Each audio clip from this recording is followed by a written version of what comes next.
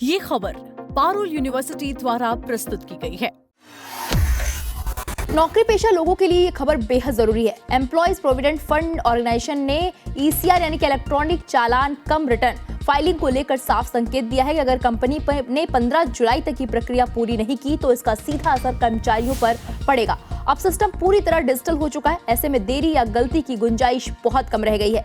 ECR वो process है जिसके जरिए कंपनी हर महीने कर्मचारियों के पीएफ का पैसा ईपीएफओ में जमा करती है। अगर एचआर समय पर ईसीआर फाइल नहीं करते हैं तो आपकी सैलरी से कटा हुआ पीएफ अकाउंट में समय पर दिखाई नहीं देगा। इससे आपको बैलेंस अपडेट लेट हो सकता है और कई बार पैसा कटने के बावजूद अकाउंट में नजर नहीं आता। 15 जुलाई क्यों है जरूरी, ये आपको बता देते हैं। हर महीने की 15 तारीख ईसीआर फाइल करने की आखिरी तारीख होती है।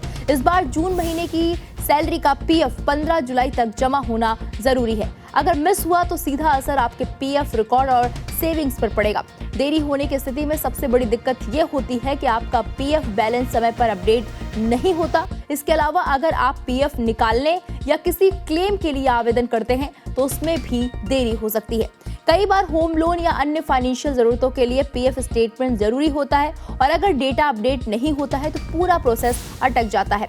ईपीएफओ का सिस्टम अब पूरी तरह डिजिटल और ऑटोमेटिक हो गया है। इसमें अगर कंपनी गलत जानकारी डालती है तो फाइलिंग तुरंत रिजेक्ट हो सकती है और अगर देरी होती है तो सिस्टम अपने आप पेनल्टी जोड़ देता है। यानी अब लापरवाही या टाल मटोल की गुंजाइश लगभग खत्म हो चुकी है।